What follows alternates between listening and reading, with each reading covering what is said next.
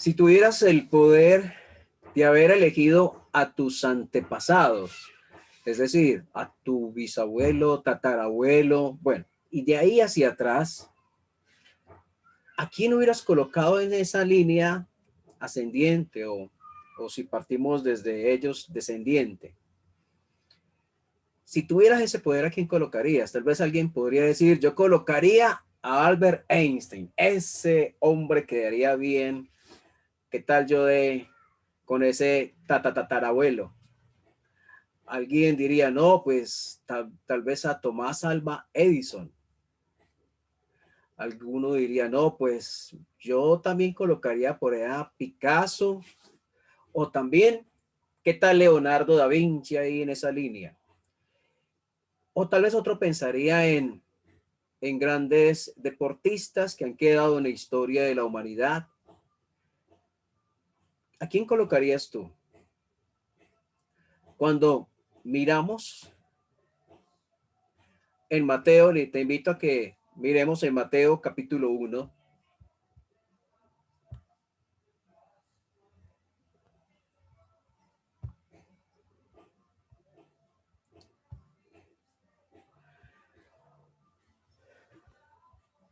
Mateo capítulo 1, versículo 1. Dice, libro de la genealogía de Jesucristo, hijo de David, hijo de Abraham. Abraham engendró a Isaac, Isaac a Jacob y Jacob a Judá y a sus hermanos. Judá engendró de Tamar a Fares y a Sara, Fares a Herrón y Herrón a Arán. Arán engendró a Aminadab, Aminadab a Naasón y Naasón a Salmón.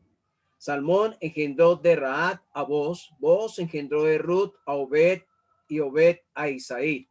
Isaí engendró al rey David y el rey David engendró a Salomón, de la que fue mujer de Urías. Salomón engendró a Roboán, Roboán a Abías y Abías a Asa. Asa engendró a Josafat, Josafat a Jorán y Jorán a Usías. Usías engendró a Jotán, Jotán a Acaz y Acaz a Ezequías. Ezequías engendró a Manasés, Manasés a Amón y Amón a Josías. Josías engendró a Jeconías y a sus hermanos en el tiempo de la deportación a Babilonia. Después de la deportación a Babilonia, Jeconías engendró a Salatiel, Salatiel a Zorobabel, Zorobabel engendró a Abiud, Abiud a Eliaquín y Eliaquín a Azor. Azor engendró a Sadoc, Sadoc a Aquín, Aquín a Eliud, Eliud engendró a Eleazar, Eleazar a Matán, Matán a Jacob, y Jacob engendró a José, marido de María, de la cual nació Jesús, llamado el Cristo. Pues aquí tenemos a uno, al Señor Jesucristo, mismo Dios manifestado en carne, que dentro de su línea genealógica encontramos personas interesantes. Interesantes en el sentido de que si nosotros hubiéramos tenido la potestad de elegir y decir, no quiero que ella esté ahí, pues la hubiéramos quitado, pero él quiso que estuvieran ahí. Y encontramos aquí mencionadas a 5 mujeres. Allí en el versículo 3, Tamar, versículo 5, a Raad y Ruth, versículo 6, la que fue mujer de Urías, que fue la razón, el motivo por el pecado de David, primero adulterio y luego homicidio, y por último a María. Tenemos allí hasta 5 mujeres que él quiso que estuvieran allí, en esa línea. Y quiero que miremos un poco acerca de ellas, iniciando por Tamar, allí en Génesis capítulo 38.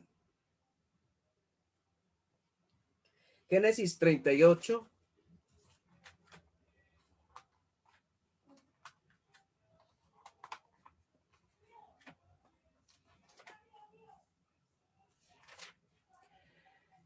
Versículo 1. Estamos yendo atrás cuando Jacob, el padre de la nación de Israel, que luego fue llamado Israel, Jacob llamado Israel, tuvo sus hijos, uno de ellos se llamó Judá. Allí en el capítulo 38 habla una situación con Judá. Versículo 1. Aconteció en aquel tiempo que Judá se acercó, se apartó de sus hermanos y se fue a un varón adulamita que se llamaba Ira. Y vio allí Judá a la hija de un hombre cananeo, el cual se llamaba Sua, y la tomó y se llegó a ella, y ella concibió y dio a luz un hijo y llamó su nombre Er. Concibió otra vez y dio a luz un hijo y llamó su nombre Onán. Y volvió a concebir y dio a luz un hijo y llamó su nombre Sela. Y estaba en Kesit cuando lo dio a luz. Versículo 6. Después Judá tomó mujer para su primogénito, o sea, para el primer hijo llamado Er, la cual se llamaba Tamar. Y Er, el primogénito de Judá, fue malo ante los ojos de Jehová y le quitó Jehová la vida. Entonces Judá dijo a Onán: llégate a la mujer de tu hermano y despósate con ella y levanta descendencia a tu hermano. Y sabiendo Onán que la descendencia no había de ser suya, sucedía que cuando se llegaba a la mujer de su hermano, vertía en tierra por no dar descendencia a su hermano, y desagradó en ojos de Jehová lo que hacía, y a él también le quitó la vida. Y Judá dijo a Tamar, su nuera: quédate viuda en casa de tu padre hasta que crezca Sela mi hijo, porque dijo: no sea que muera él también como sus hermanos. Y se fue Tamar y estuvo en casa de su padre. Pasaron muchos días y murió la hija de Sua, mujer de Judá. Después Judá se consoló y subía a los trasquiladores de sus ovejas a Tignat, él y su amigo Ira, el adulamita. Y fue dado aviso a Tamar diciendo: aquí tu suegro sube a Tignat a trasquilar sus ovejas. Entonces se quitó ella los vestidos de su viudez, se cubrió con un velo, se arrebozó, se puso a la entrada de Naín junto al camino de Tignat, porque veía que había crecido Sela y ella no era dada a él por mujer. Y la vio Judá y la tuvo por ramera, porque ella había cubierto su rostro.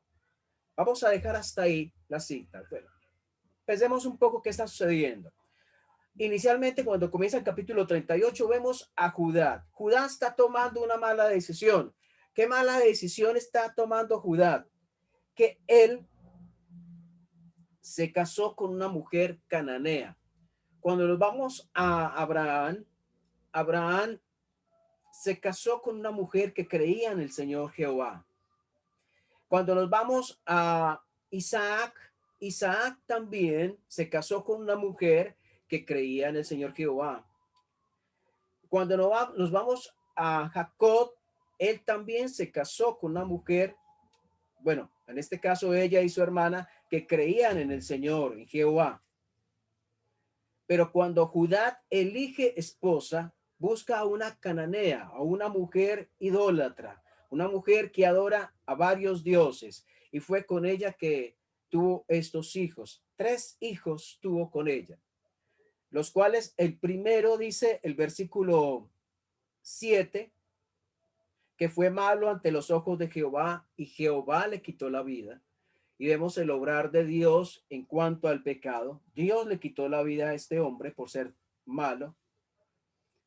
Cuando había una tradición de manera que no se perdiera el nombre del hermano que no había tenido familia. ¿Cuál era la tradición? Si moría el hermano sin tener hijos, el hermano de él se llegaba a la viuda, o sea, se casaba con ella, tenían familia y el primer hijo se tomaba como descendiente del hermano muerto, para que la descendencia del hermano que murió no quedara hasta allí.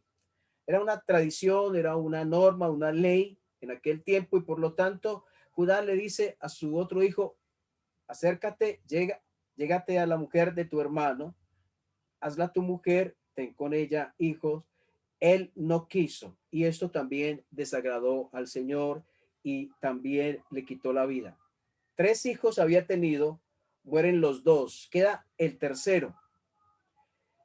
Y el versículo 11 dice, Judá le está diciendo a su nuera: quédate viuda en casa de tu padre hasta que crezca Sela mi hijo, porque no sea que muera, pensó Judá, él también como sus hermanos. En otras palabras, Judá le está mintiendo a Tamar, le está diciendo, váyase de la casa de su papá, esté como viuda en casa de su padre, pero y espere un tiempo que mi hijo menor esté un poco mayor y se lo daré. Pero lo hizo con la intención de no dárselo. Cuando pasó el tiempo, pasaron los años, no sabemos cuántos años pasaron, y este hijo se creció y ya era tiempo de darlo como esposo. Judá no lo hizo porque la intención inicial era no hacerlo. Ahora, yo quiero que pensemos en esta mujer. ¿Cuántas veces enviudó ella? 2 veces había perdido esposo. 2 veces. Porque hicieron cosas que desagradaron al Señor. 2 veces. Después es engañada por su suegro, la manda donde su padre y ella espera tiempo y nada sucede. Es engañada por su suegro. Ella ha sufrido, ella ha llorado, ella ha sentido la soledad. Esta mujer, Tamar, sabe lo que es la pérdida. Esta mujer sabe lo que es perder un esposo. Lo ha perdido 2 veces. 2 veces casada, 2 veces viuda. Y frente a una esperanza que se le disipa, que se vuelve humo a través del tiempo, se encuentra con la soledad. Esto no justifica el pecado. Esto no justifica lo malo. Los sufrimientos nuestros, lo que podamos vivir, lo que podamos estar viviendo hoy, el hecho de, de haber sido defraudados, el hecho de que mi esposo o mi esposa me fue infiel, no justifica mi infidelidad. El hecho de que alguien faltó y me hizo una grave herida, no justifica que yo hiera a otros o que ojo por ojo y diente por diente. No lo justifica. Pero Dios conoce también, por otro lado, el corazón y sabe del sufrimiento, sabe del dolor, conoce qué está pasando en tu corazón en lo más profundo y sabes qué cosas has perdido, cómo te has sentido solo o sola, con qué cosas has luchado, de qué manera has sido defraudado. Dios lo conoce y Dios conocía el corazón de esta mujer y por todo lo que había pasado. Pero ella engaña a su suegro, se hace pasar por una prostituta, sabe que su suegro va a pasar por aquel camino, se hace pasar por prostituta y el suegro accede, es llevado a esa relación sin saber que está acostándose, teniendo relaciones con su nuera, con la que había sido esposa de sus hijos muertos, y ella queda en embarazo. Y tiene a 2 hijos, aquí en el versículo 27. Aconteció que al tiempo de dar a luz, he aquí había gemelos en su seno. Versículo 28, sucedió que cuando daba a luz, que sacó la mano el uno, y la partera tomó y ató a su mano un hilo de grana, diciendo, este salió primero. Pero volviendo él a meter la mano, he aquí salió su hermano. Ella dijo, ¿qué brecha te has abierto? Y llamó su nombre Fares. Después salió su hermano, el que tenía en su mano el hilo de grana, y llamó su nombre Sara. 2 hijos de esta unión, de este engaño a que fue llevado Judá, uno Fares y otros Sara. Fares también es un nombre y hace parte de esa línea por la cual vino primero el rey David y luego el Mesías. Ahí tenemos a esta mujer. Dios le da 2 hijos, aún a través de estos medios no espirituales, el engaño, la mentira, pero aún así Dios permitió que nacieran estos 2 hijos que seguramente fueron un consuelo para ella en su vejez. Cuando vamos luego a Josué, hemos visto a Tamar. Recuerden que estamos mirando primero Tamar y pensando en Tamar en su soledad, en la manera en que fue engañada, pero también en la manera en que ella engañó, lo que vemos es la gracia de Dios, cómo Dios elige a una persona como ella para ser parte de esa línea genealógica, esa línea a través de la cual vino el Salvador. Cómo Dios elige a alguien como Tamar. Y también pudiéramos pensar, ¿cómo me eligió a nosotros? En cuanto a ella, no podría colocar a una mujer mejor que ella. Seguramente han habido muchas mujeres mejor que ella, pero Dios, por alguna razón de su soberana voluntad y por la gracia que cobija a los pecadores, le eligió a ella para que estuviera en ese lugar de privilegio. Y también a nosotros, siendo pecadores, estando alejados de él, nos eligió para estar en lugar de privilegio, para ser hijos de él, para recibir de él bendición. Nos eligió, algunos de nosotros estando en pecados abominables, sucios, con unas vidas terribles, y nos eligió y nos colocó en un lugar de privilegio como hijos de él, dice la Biblia, para siempre llamados. En segundo lugar está Rahab, allí en Josué capítulo 2, como segunda mujer mencionada de las que veíamos allí en Mateo capítulo 1. Bueno, Josué capítulo 2. Allí en Josué capítulo 2 vemos la historia de Rahab. Y comenzamos diciendo que Rahab era una prostituta, era una ramera. Así la llama la misma palabra de Dios. Capítulo 2, Josué capítulo 2, versículo 1. Josué, hijo de Nun, envió desde Sitín 2 espías secretamente diciéndoles, andad, reconocer la tierra y a Jericó. Y os fueron y entraron en casa de una ramera que se llamaba Rahab y posaron allí. Y fue dado aviso al rey de Jericó diciendo, he aquí que hombres de los hijos de Israel han venido aquí esta noche para espiar la tierra. Entonces el rey de Jericó envió a decir a Rahab, saca a los hombres que han venido a ti y han entrado a tu casa porque han venido para espiar toda la tierra. Pero la mujer había tomado a los 2 hombres y los había escondido. Dijo, es verdad que unos hombres vinieron a mí, pero no supe de dónde eran. Y cuando se iba a cerrar la puerta, siendo ya oscura, esos hombres se salieron y no sé a dónde han ido. Seguidlos a prisa y los alcanzaréis. Mas ella los había hecho subir al terrado y los había escondido entre los manojos de lino que tenía puestos en el terrado. Y los hombres fueron tras ellos por el camino de Jordán hasta los vados y la puerta fue cerrada después que salieron los perseguidores. Bueno, ¿qué está pasando aquí? Pasó el tiempo, estábamos con Tamar, pasó el tiempo, Israel estuvo como esclava en Egipto, luego fue liberada, luego el desierto, 40 años, y al finalizar entraron a la tierra prometida, pero tenían que conquistar.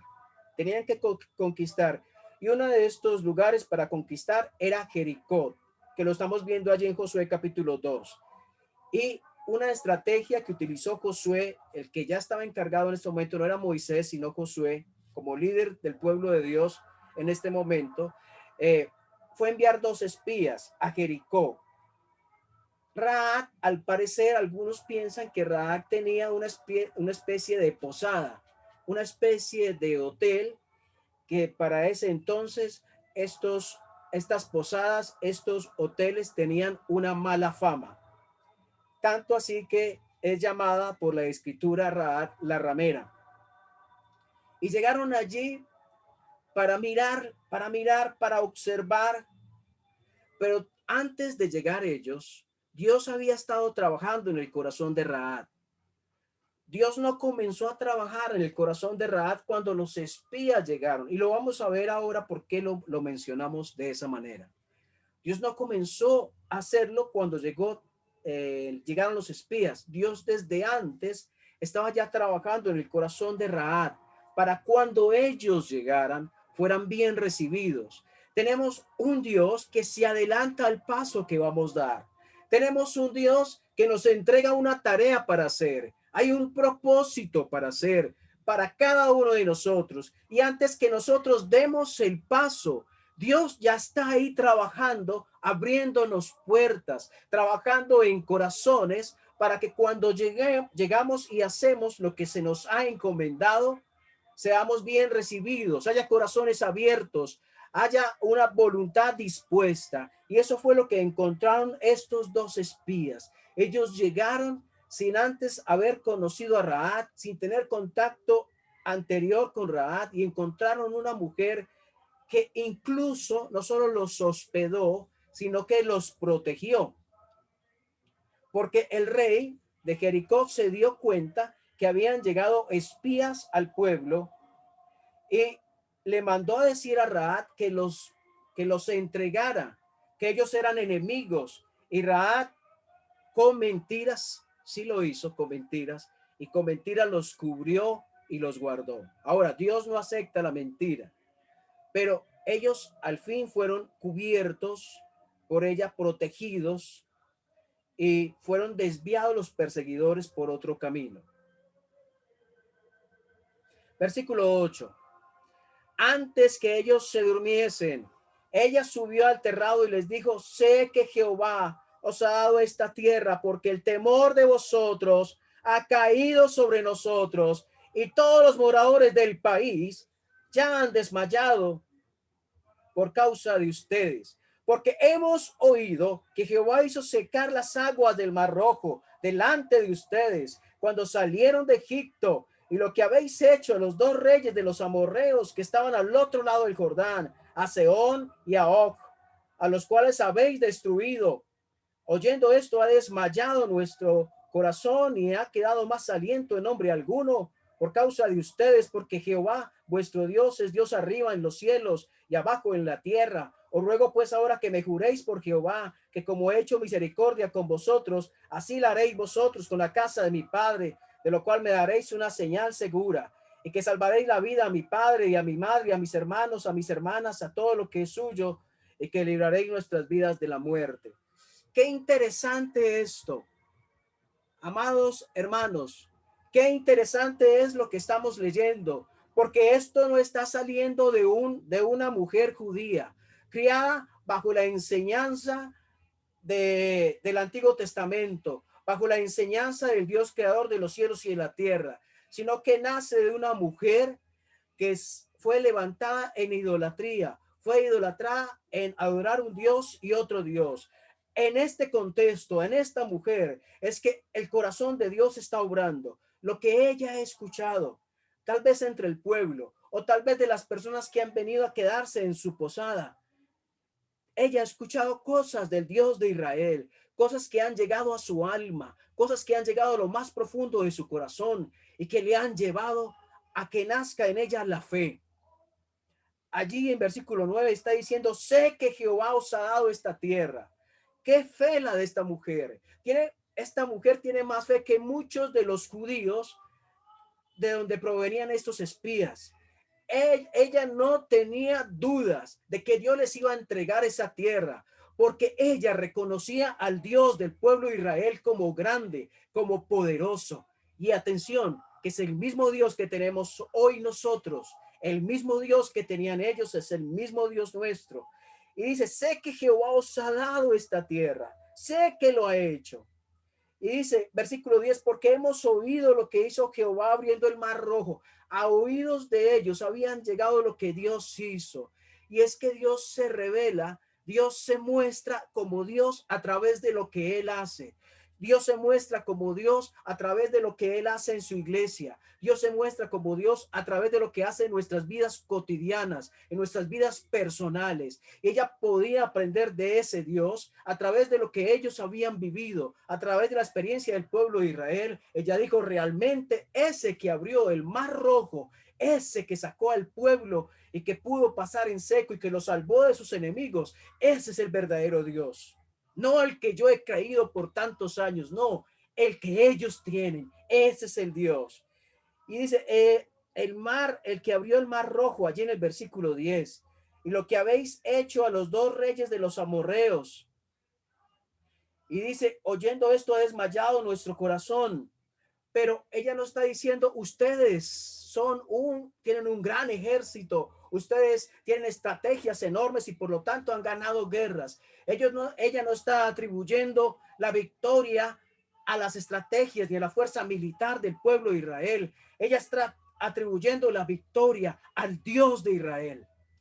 Porque dice, versículo 11 al final, porque Jehová vuestro Dios es Dios arriba en los cielos y es Dios abajo en la tierra.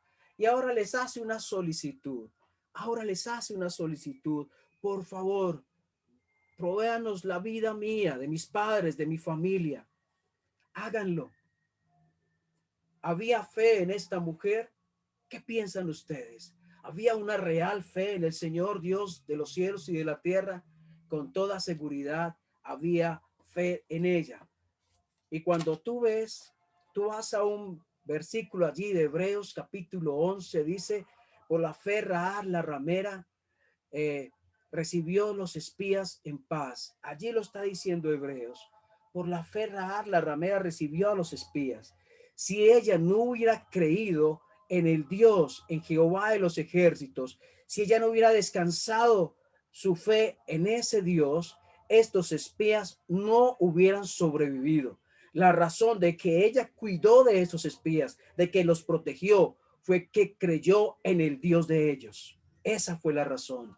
Y eso fue lo que les guardó a ellos la vida. Si ven cómo Dios obra en corazones. Ella había sido una mujer prostituta, ella había sido una mujer que vendía sexo por dinero y ahora Dios había conquistado su corazón.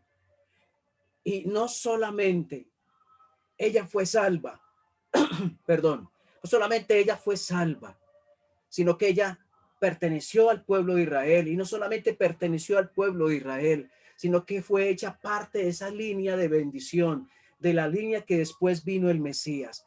Qué gran Dios tenemos nosotros.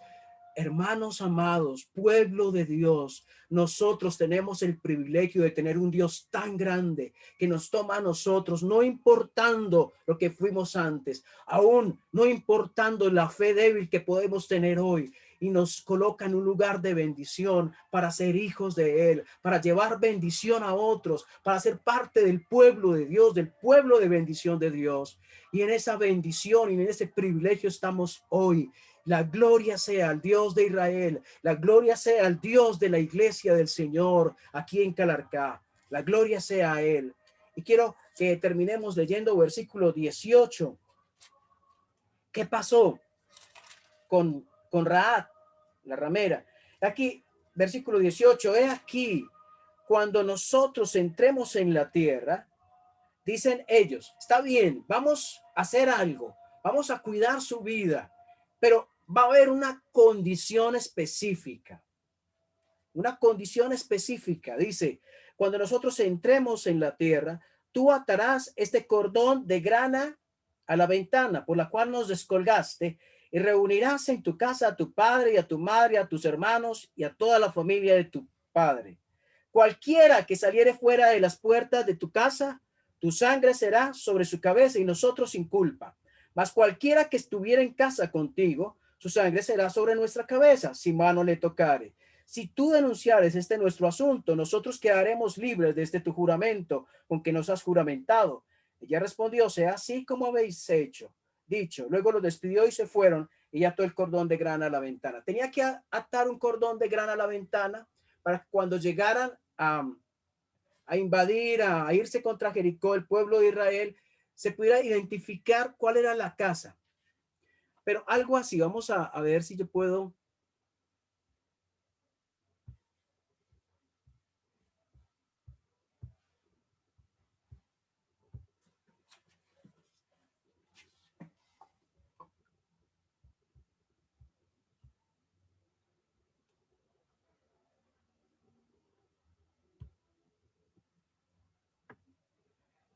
Digamos, estamos haciendo aquí una casa, como se podrán ver, tengo grandes atributos como dibujante.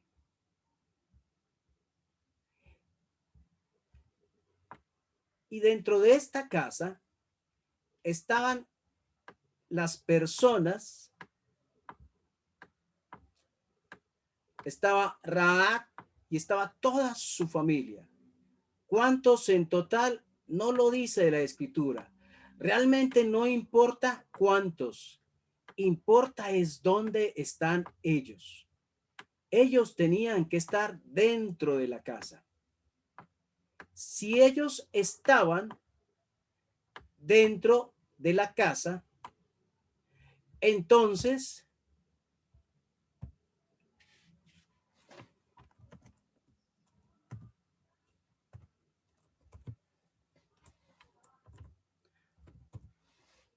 había salvación. Pero si ellos estaban fuera de la casa, habría muerte. Habría muerte. ¿Qué les hace recordar esto?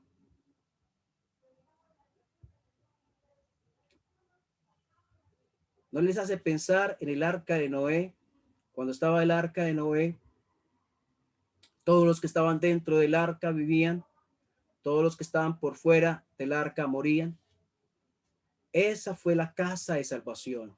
Y Cristo es hoy la casa de salvación. Y nosotros hemos entrado a ella. Todos los que están dentro de esta casa viven. Todos los que están fuera de la casa mueren. Y queremos invitarte a ti, amigo o amiga querida que estás escuchando. Si aún sientes que estás por fuera de la casa de salvación, te invitamos hoy. Cristo murió por ti. Entra a esa casa. Y tú, mi hermano, da gracias a Dios. Porque mientras todas las demás casas se derrumban y mueren, tú y todos los que han creído en tu casa se salvarán. Hay vida para los que creen en Él. Hay vida para los que están dentro de Él, dentro de nuestro Señor Jesucristo, amparados por la obra de Él. A Dios gracias.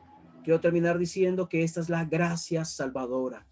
Esta es la gracia sorprendente. Una gracia que nos trata como hijos, una gracia que nos pone como siervos, una gracia que nos da privilegios que necesitamos reconocer. ¿Qué privilegio tuvo Tamar de ser parte de la línea genealógica del Salvador? ¿Qué privilegio tuvo Raab al ser parte de la línea por haber creído esa línea mesiánica? ¿Y qué privilegio tenemos hoy de tener ese Dios y de ser parte de su familia? A Dios las gracias, la gloria a Él. Dios, gracias por este tiempo que nos das. Gloria a tu nombre, por tu palabra, gracias, porque tu palabra es bendición. A tu nombre la gloria, en Cristo Jesús. Amén.